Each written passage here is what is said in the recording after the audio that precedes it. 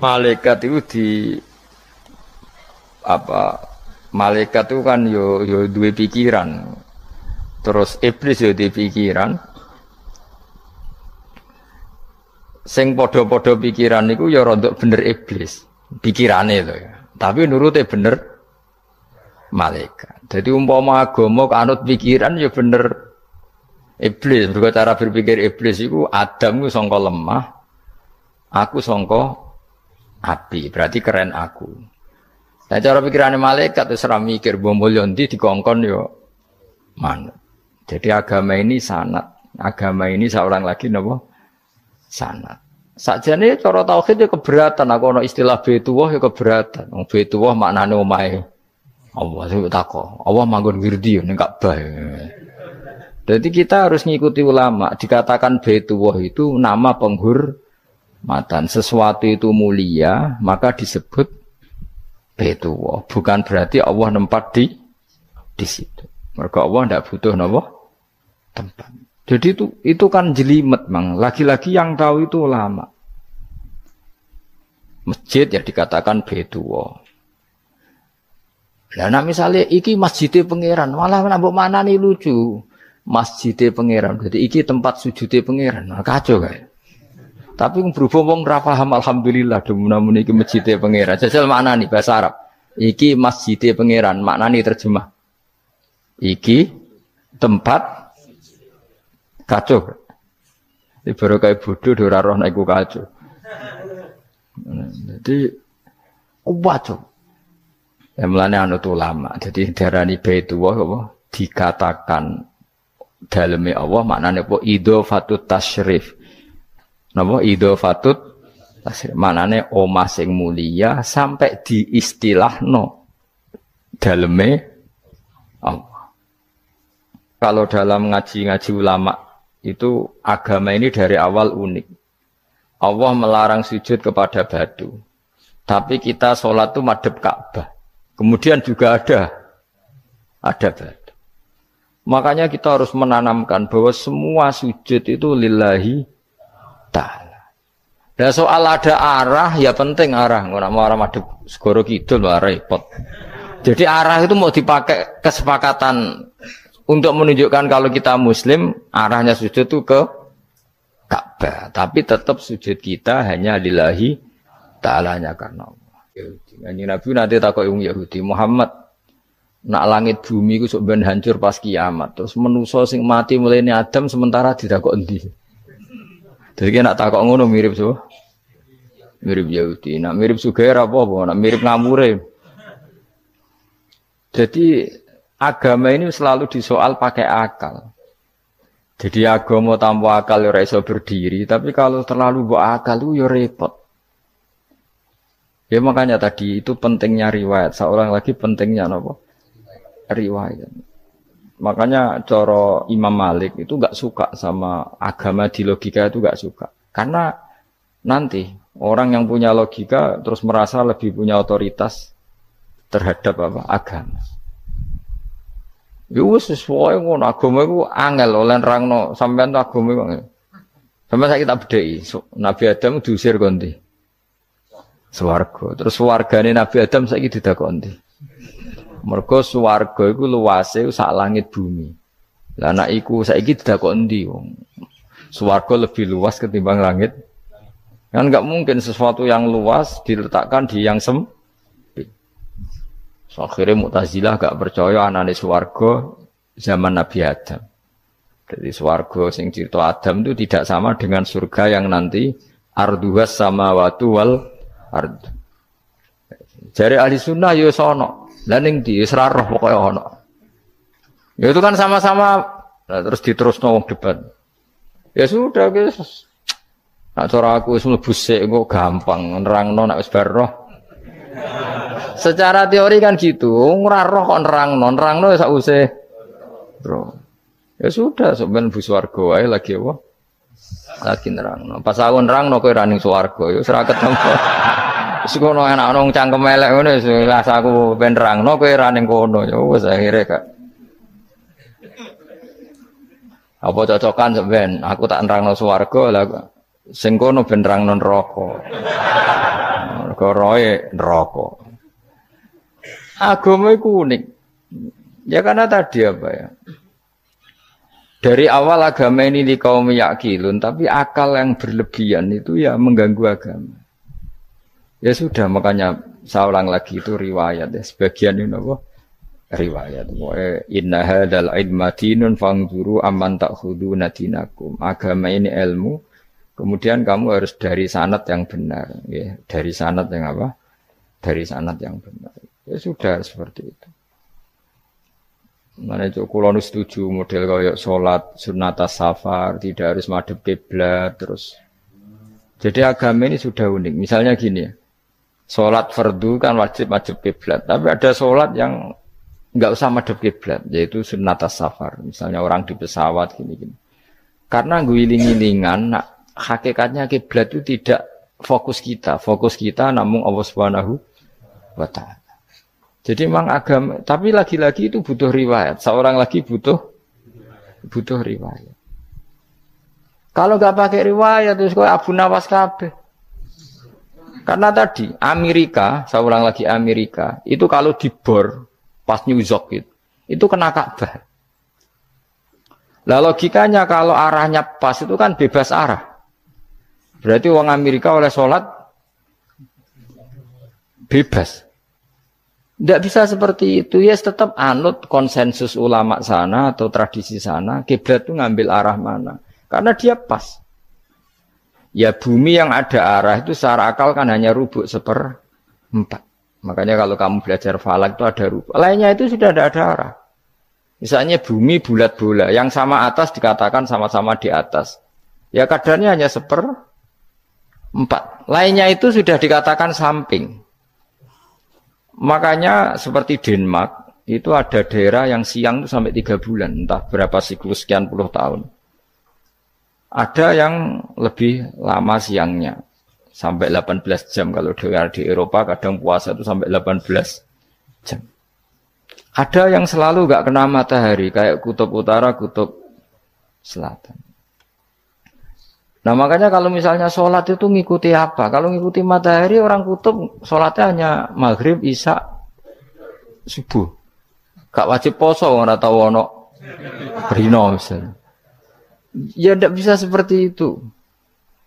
Jadi kalau nuruti logika kan terus berdebat terus. Tapi kalau nuruti rasa sebagai hamba. Orang kutub butuh sujud sama Allah. Orang kutub butuh loyal sama Allah dengan memperlakukan puasa. Ya sudah, akhirnya kita harus puasa. Nah, lalu kalau ukurannya matahari, mereka tidak punya matahari. Memangnya puasa itu penyebabnya wujudnya matahari, apa penyebabnya loyalitas sama Allah Subhanahu wa Ta'ala? Loyalitas. Kalau penyebabnya matahari, ya berarti kalau nggak ada matahari, nggak usah apa? Tidak usah seperti itu cara berpikir. Makanya ngikuti ulama. Karena ulama yang tahu tradisinya Allah dan Rasul. Ya seorang lagi ulama yang tahu tradisinya Allah dan Rasul. Meskipun ya kadang saya enak dewe ulama. Mereka ya kadang ya mau kalau bolak-balik ngomong. Gak diterang nombek cangkem elek ora paham-paham. Makanya masyhur itu ada kiai di debat sama orang rodok PKI. Pak Kiai, kalau setan dari api masuk api kan biasa. Terus susahnya apa? Mau materinya dari api. Terus Kiai itu mek lemah, swawarna raine. Loro cung, nggih sakit. Jare wong kok lemah, kena lemah kok loro. Karena serak kena diterangno. Manusia materinya kan dari tanah, berarti kena dipendem urip-uripan. Piye ya? Ya loro ya. Lah ya jare kok lemah kok dipendem ning lemah kok. Karena dijelaskan pakai lisan yang baik, gak paham-paham. Sebenarnya kita ini ingin selalu baik, tapi ada orang-orang diterangkan cara baik-baik itu. Wah, kayak misalnya ono wong kondo, Gus kula nu bojo kula cerewet ngene-ngene, apike kula pegat dicereweti bojo mbek diarani duda lara ndi? Oh lara diarani duda isen. Kue payu rabi dicereweti, ambek ra payu rabi jomblo, sakit mana? Sakit distatuskan jomblo. Malah kena dicereweti sabar prestasi baru. Mesti Wong ku diwolak-walik. Lan jar wis kula tak malan kula seneng mbek Imam Syafi'i. Kowe dirasani wong ning ngarepmu, diomongi, ambek dirasani seneng ndi? Seneng dirasani cara kowe.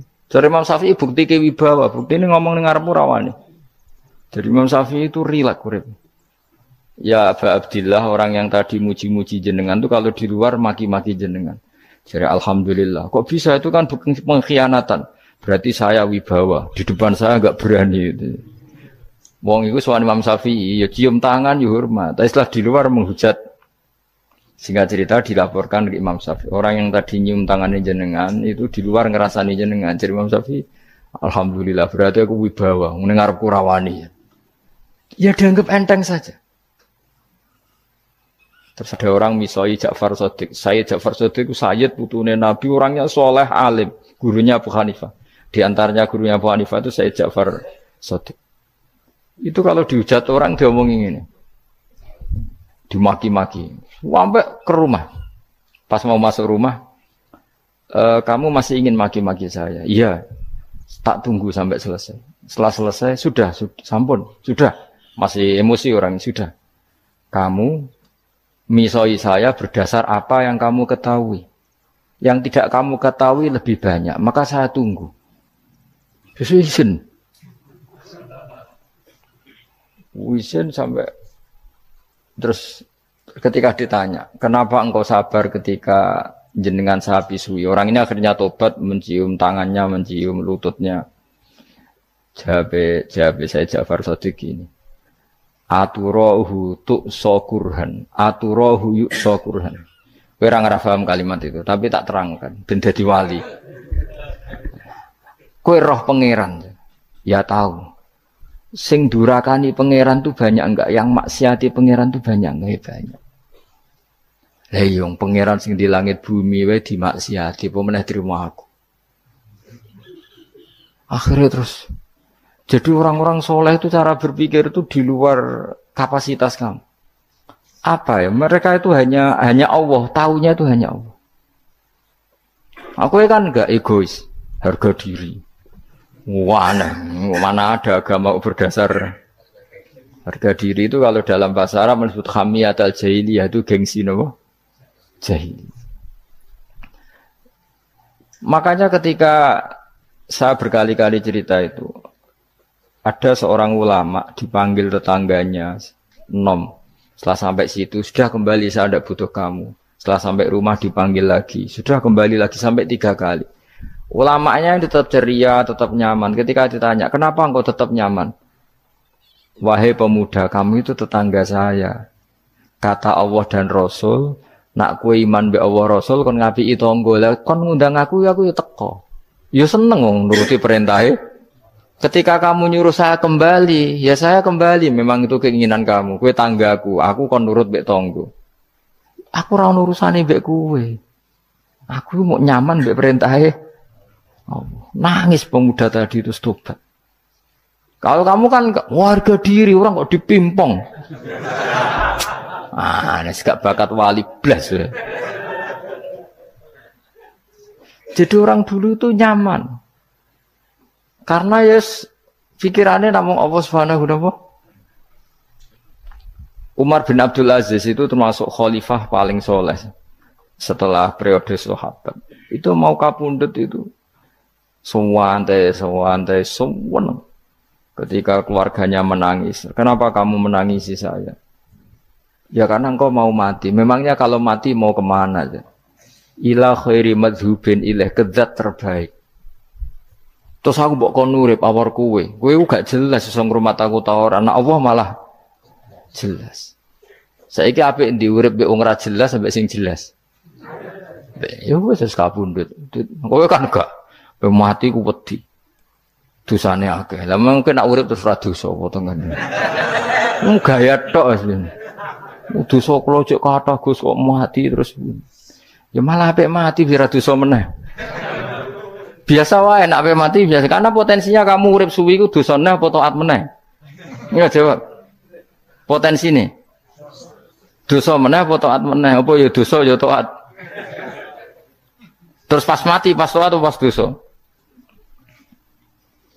Ora usah ngono biasa ya. Ape mati ae matur pangeran Gusti nak saene mati nggih. Mati mawon nak saene urip nggih. Urip mawon Gusti semua anut jenengan wis. Zaman kula urip sing ngrumat nggih jenengan mungkin sampean mati sing ngelola nggih napa? Jenengan pun donya sing ngurusin jenengan. Kan sebenarnya kalau kita berpikir gitu kan nyaman. Zaman kamu hidup yang mengendalikan jantung, paru-paru, oksigen juga Allah. Dan kamu enggak tahu caranya, tahu-tahu hidup. Tapi setelah mati dikubur kamu iskal. Lalu sistem pernafasan saya gimana setelah saya mati? Memangnya zaman yang dunia kowe roh. Oh karena ada oksigen. Nah, terus oksigen wujudnya karena apa kowe ya ora roh. Oksigen dari zat gini lah zat iku kok sapa ya ora roh. Mau gaya tok ngomong mau tetep akhir ora roh. Lan kadang kula gawok mbek wong goblok wis ora roh kabeh dari awal mau alam semoga iku gak usah nerang. Nah, artinya gini, kalau zaman di dunia kamu tidak bisa mengelola diri kamu sendiri, juga sama setelah mati tidak bisa mengelola diri kamu sendiri. Semua itu al-amru biyadil, semua itu dalam kekuasaan Allah Subhanahu wa ta'ala. Ya sudah, alaihi tawakkaltu wa ilaihi unib. Ya sudah, kita pasrah saja dan kita hanya kembali kepada Allah Subhanahu wa ta'ala. Ya sudah, itu agama. Tapi nak bawa logika pakai akal. Wah itu orang mati itu sudah nggak bisa apa-apa, sudah jadi tanah gini-gini. Nah, masalah catekar yang ngerti, nah, jadi tanah itu tidak bisa apa-apa. Tapi masalahnya kita ini dikendalikan oleh zat yang bisa mengelola semua. Yaitu Nabi Adam diciptakan juga dari tanah. Ya sudah hanya berdasar riwayat itu yang kita akhirnya meyakini setelah kita mati juga bisa hidup lagi. Iki rasa khawatir, iblis itu ya dhaif, iblis ya lemah. Nyatane ya kowe tetep ngaji jalalan. Berarti ora sukses menyesatkan. Kodang di kowe iblis. Ya kodang sampean, kon ra ngaji tetep ngaji. Kon paham tetep ora paham. Berarti iblis itu enggak keren loh. Betul, saya setiap melihat orang sholat itu menyaksikan kekalahan apa? Iblis. Jadi iblis itu ya kalah ora kok hebat ya ora. Biasa mawon, ora usah sing hebat ya namung pangeran. Dari awal iblis wis menyerah ngadepi orang sing ikhlas. Ikhlas itu dimulai dari awal. Cara bahasa Inggris pokoke hilir sampai hulu sampai hilir kudu ikhlas kabeh. Misale kita duit, yakin nek iku wae Allah. Sehingga kita ketika ngasihkan orang itu kamu enggak merasa itu milik kamu. Sehingga enggak gampang ngundat. Selagi itu kamu benar keduanya awalnya salah itu masih mungkin tidak ikhlas. Uang ini milik saya, tak kasihkan kamu dengan ikhlas. Kalimat milik saya ini menjadikan suatu saat kamu jadi undat-undat karena milik saya. Tapi kalau ikhlasnya dari depan, uang ini milik Allah, ilmunya bahak milik Allah. Terus tak kasihkan kamu juga hambanya. Dari awal kan merasa saya tidak punya apa-apa. Tapi selagi saya ikhlasnya hanya separuh. Ilmu saya tak kasihkan kamu karena Allah, berarti masih potensi enggak ikhlas ya. Jadi kalau ngelatih ikhlas itu harus dua-duanya.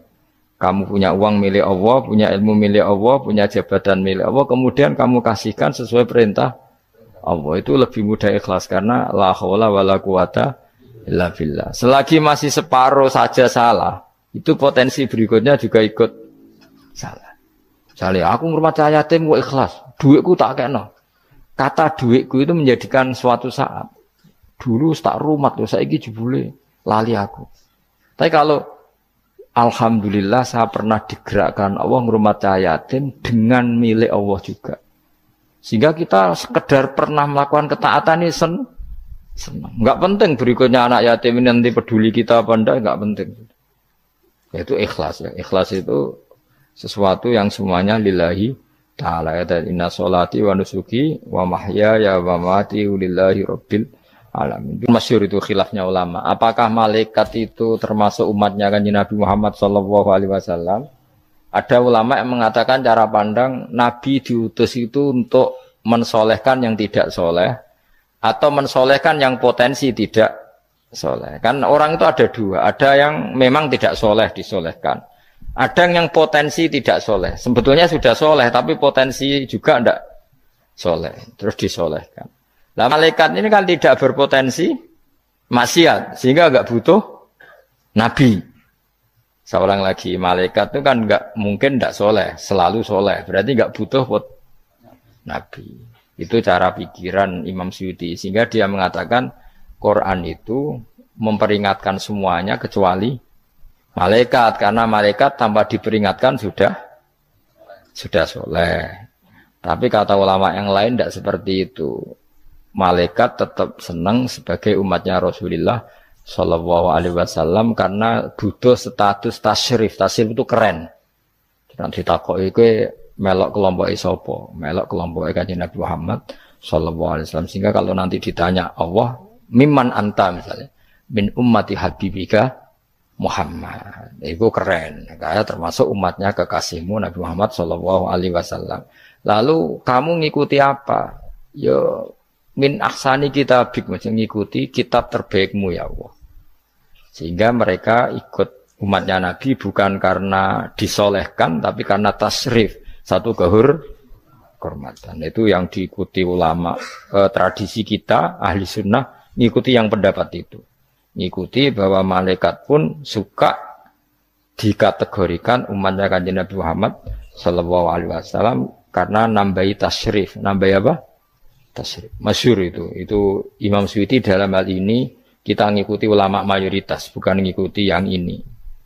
Masyhur kan Jibril ditanya, kan itu ketika Jibril ketemu Nabi Muhammad ditanya, untungnya apa kamu jadi safir? Safir itu kira-kira terjemahan bebasnya panitia saya. Jibril itu kan ya jauh dari langit turun bumi, dari langit itu kan jauh. Terus kamu untungnya apa? Karena Jibril itu tahu betul peristiwa yang pernah dilakukan Allah. Yaitu kayak apa malaikat yang di langit bisa diusir karena kesalahan tertentu. Malaikat yang sok suci kayak siapa itu Harut Marut juga dihinakan seperti itu. Dan Jibril tahu betul Allah itu yaf'alu ma yasha. Jadi yang sekarang malaikat bisa saja jadi pokoknya tahu betul Allah bisa melakukan apa saja. Karena Jibril tahu betul Allah, karena dia ketua malaikat. Kan kita tahu misalnya ada sejarah siapa?